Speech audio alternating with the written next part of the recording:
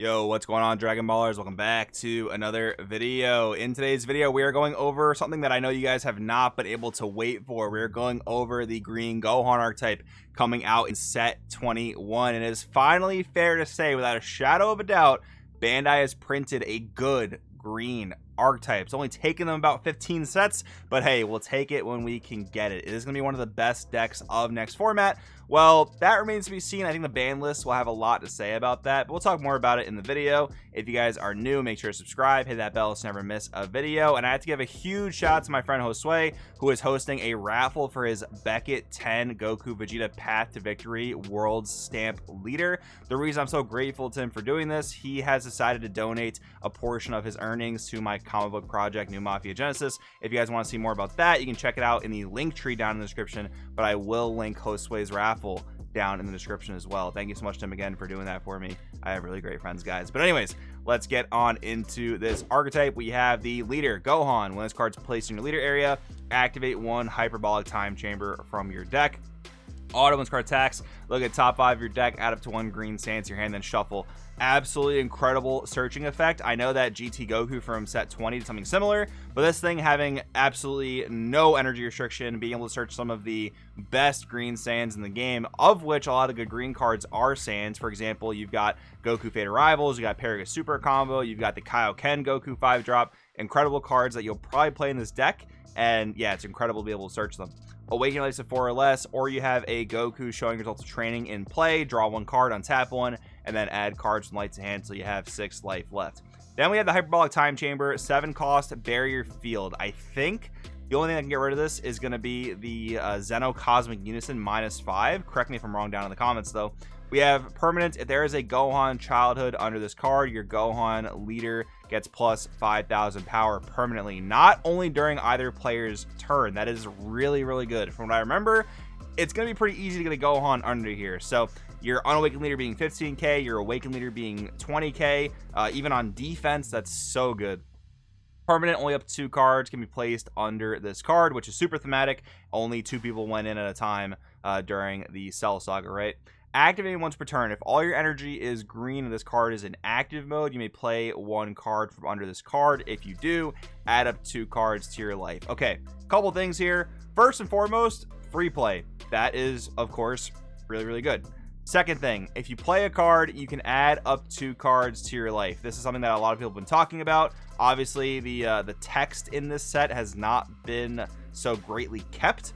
This doesn't specify where the life comes from. Does it come from your deck? Does it come from your hand? Does it come from your drop? It'll be a big difference if it comes from your deck or drop, because those are resources that generally just literally give you pluses, like it's Rejuvenate 2, or even Rejuvenate from the drop is insane.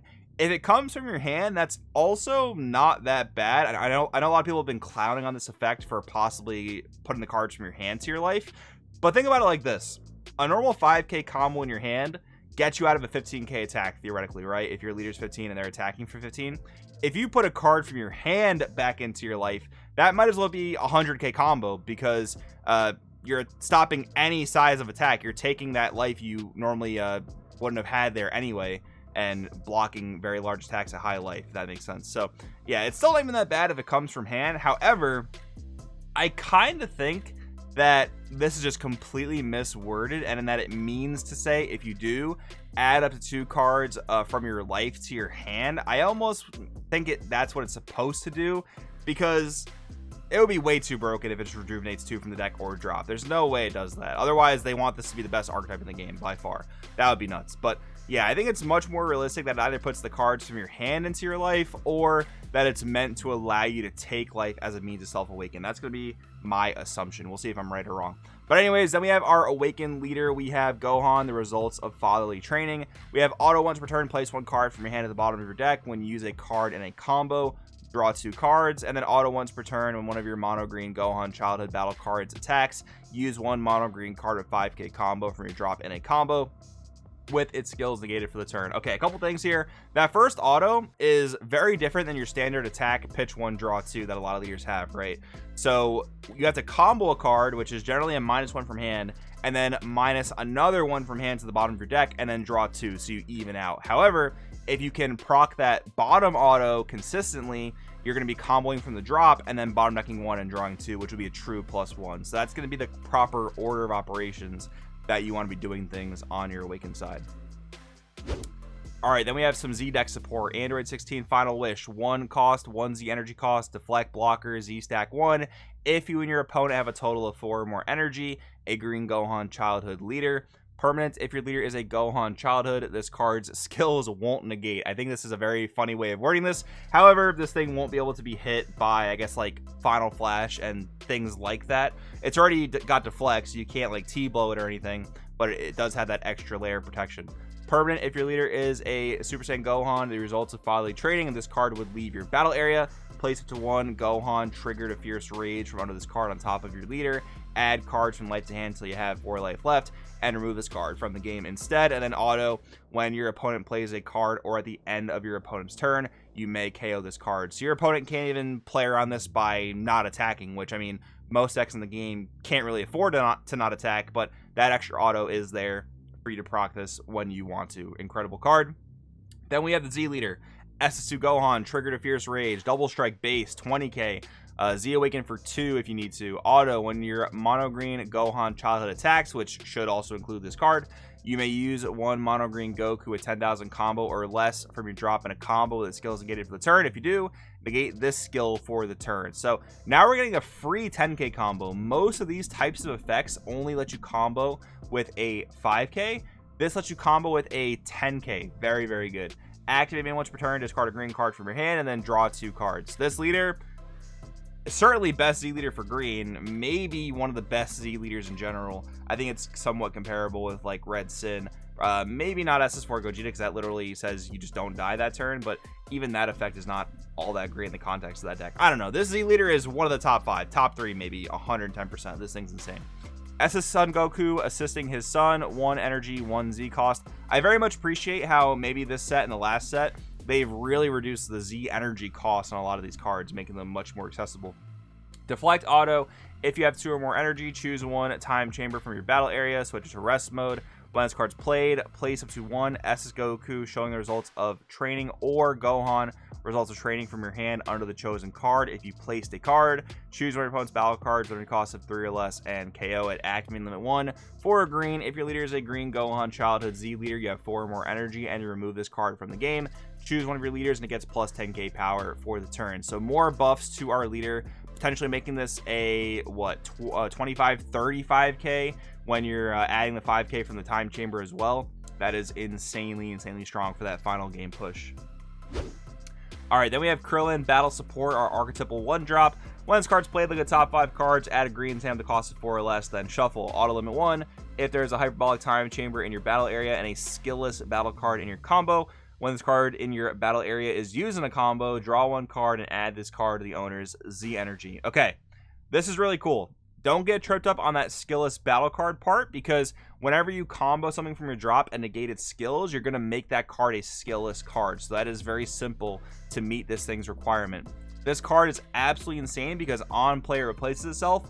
On combo it draws a card. So this is pretty much going to be a pot of greed, and then it also goes right to your Z energy, and in that battle you can still Z energy something you comboed manually. This is absolutely insane. One of the very few archetypal 1-drops that is probably a mandatory 4 of. All right, now we have Gohan showing the results of training. 4 cost, 20k deflect. When this card's played, choose one of your opponent's battle cards and KO it. Auto once per turn if this card is in a battle. When you use a Goku showing results of training in a combo, choose one of your opponent's unisons and remove 2 markers from it. Very cool here that we very likely won't have to play cards like the Gohan rare or other unison removal things, because removing 2 markers on 1 card that you're playing for 1 energy basically is really good. So we might not need outside sources of marker removal in that case. When this card in your hand is placed under a time chamber in your battle area, place 1 Goku showing results of training from your deck under a time chamber in your battle area. Then we have Goku showing results of training. 4 cost, 14k barrier. When this card is played, this should probably say from under a time chamber in your battle area. This card gets plus 10k for the turn. Auto, when this card in your hand is placed under a time chamber in your battle area, place 1 Gohan showing results of training from your deck under a time chamber in your battle area, then shuffle. Activate main for a green, place this card in your drop, presumably from your battle area. Draw one card and play up to one Gohan, showing the results of training under a time chamber in your battle area. So I love the fact that they both fetch each other when placed under the time chamber. You go through your deck and grab the other one. And yeah, both these cards just seem really, really good. Goku, when he's just a 14k barrier, is definitely a little bit less good, but then you can always crack him and draw a card and then just play a Gohan, showing results of training, right? So yeah, overall these cards are really, really good. All right, now we have another card that's got a lot of people talking. That is Uneasing Awakened Rage. 1 cost counterattack, limit 1. If your leader is a mono green sand, negate the attack. Additionally, if your life's at 4 or less, you may discard 1 card from your hand. If you do, your opponent can't attack for the turn unless they add 1 card from their hand to their Z energy. Okay, a lot of people are talking about this, saying it's not a good card because it quote-unquote fuels your opponent's Z energy. That is unfortunately a very, very bad take. Yes, would it be better if it made your opponent pitch a card on each swing? Probably, but there's even a discussion to be had there, because then you would open that card up to anti-hand control options like Deborah and other things. So there's even a discussion to be had there. But I'm going to default to what I said in the Oob video. To a point, against certain matchups, they're going to have so much Z energy already that you don't care if they generate more Z energy. It's perfectly fine. Yes, in some odd cases, you might be helping your opponent out, but not really in the case of this card, because every time they choose to attack, they're taking a raw -1 from hand, and we know how good Android 17 Defending Friends is. This is basically the equivalent in this color that has less setup, which is super good. Then we have Permanent. You may activate this card's counter skill from your hand without paying its energy cost by discarding 1 green card from your hand. That's a little rough, because if you want to use it for free, you are pitching 3 cards. That is a little bit costly. However, the auto says if your leader is a green Gohan childhood, when you activate this card's counter from your hand, draw 1 card. So in this deck, best case, it's a negate and then draw 1 card. Next best case, it's a negate, draw 1 card, and then pitch 1. I guess you would pitch 1 before you draw, but you would do that, and then your opponent's now floodgated. If you wanted to activate it for free, you're essentially only pitching 2 because you draw 1 back, and in that case, it's a better dormant potential. So yeah, this card is insanely good. Don't let people tell you otherwise. Then we have SS Vegeta Arrogance. We have a 3-drop 10k Deflect. When this card is played from under a time chamber in your battle area, it gets plus 5k, and you may use this card in a combo in rest mode for the turn. Pretty cool, borrowing from the SS4 Gogeta playbook. When this card attacks, use 1 SS Trunks Mysterious Future Warrior under a time chamber in a battle area in a combo. If you do, draw 1 card, and this card gains critical for the battle. And then activate main for a green, choose a time chamber in your battle area and switch to rest mode. Place this card from your hand and 1 Trunks Mysterious Future Warrior from your deck under the chosen card, then shuffle. So we can see the same thing, how these cards kind of fetch each other, just like Goku and Vegeta. Then we have Trunks Mysterious Future Warrior. Activate main for a green. If your leader is a green Gohan Childhood Z leader and you remove this card in the drop from the game and you discard 1 card from your hand, play 1 SS Vegeta Arrogance from your drop, and that card gets plus 10k power for the turn. Activate main for a green. Choose a time chamber in your battle area, switch to rest mode, place this card from your hand and 1 SS Vegeta Arrogance from your deck under the chosen card, and then shuffle. Now, just thinking about it right off the rip, I don't know if you need to play these 2 cards in the more competitive builds of this deck, because there's already going to be a lot of green staples you want to include in here, and these cards might not make the cut. I don't know if they're necessarily too impressive. However, they're still solid. I think they're decent, and if you choose to include them, I don't think you'll be too worse off for it, but strongly consider whether or not these cards need to be played. I guess we'll have to kind of see in the deck building process how often we need to be putting cards under the time chamber, and if just the Gokus and Gohans get the job done, and if these cards are not super necessary. All right, then we have a couple SRs for the deck. We have Goku Decision Made, 4 cost 15k, counterplay, limit 1, play this card. Permanents for every Z energy cost of the Z cards in your leader area and battle area, reduce energy cost of this card in your hand by 1. Okay, so just by being on your Z leader, this is a 1 cost counterplay. Permanent, if it's your opponent's turn and your leader is a green Gohan Childhood Z leader, reduce the combo cost of this card in your hand by 1. So on defense, it is a free 10k combo, so now we're defending even higher numbers. And we have auto, add this card to your Z energy. When this card is played, choose one of your opponent's battle cards with energy cost of 7 or less, add it to the owner's Z energy, then choose one of your opponent's unisons and remove 2 markers from it. So yeah, again, we are giving our opponent Z energy, but we're also making our own Z energy and getting marker removal on a unison. The cool thing here too is you can use this counterplay to when your opponent plays a unison. And yeah, you might not kill something 7 or less, although it's probably pretty likely they'll have something on the board, but this can also just be a counterplay to unisons to immediately just remove 2 markers from them. That's really cool. Like if your opponent goes ahead and plays Gogeta powers connection. I'm pretty sure you can just counterplay with this and then remove 2 markers and instantly kill the Unison. That's kind of nuts, actually, if that works the way I think it does. Then we have SS Goku believing in his son. 4-cost 19k double strike. Permanent if this card's in rest mode. Your opponent's battle cards can't attack leaders. Auto limit 1 for a green. If your leaders are green Gohan Childhood, you have 3 or more energy. You have a green Gohan Childhood in a battle. When your green Saiyan is using a combo, draw 1 card and play this card from your hand. I don't think the permanent's all that great because this doesn't have any protection like barrier or anything, but I think it is a pretty solid 1-cost piece of aggression. 19k double striker gets played out, drop some super combos on it, might be pretty good for the end game push.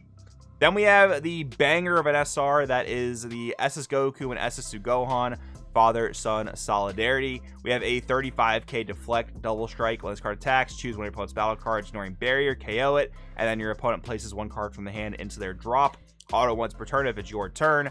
If your opponent has 3 or more life and this card is in a battle, when you use one of your green Goku cards with a combo cost of 1 in a combo, which, if I remember correctly, your Z leader can do, your opponent places 1 card from their life into their drop, making the double strike range perfect if they are at 3 life exactly. And then activate limit 1 for 2 green. If your leader is green, your opponent has 3 or more energy. Play this card from your hand, and this card gains barrier for the turn. So good. This is playable in any green deck, and a lot of times in other green decks, you probably won't resolve that middle auto. But still, simply play a 35k double striker for 2. It gains barrier and has deflect and KO something ignoring barrier and makes your opponent pitch a card. I mean, as long as you can successfully get the attack off with this, it's going to be better than Goku Fated Rivals 9 times out of 10. So yeah, this card's absolutely insane. So that takes us through the entire archetype. Yes, this deck is nuts. Can it stand up to the likes of SS4 Gogeta, Sin, and maybe Gamma?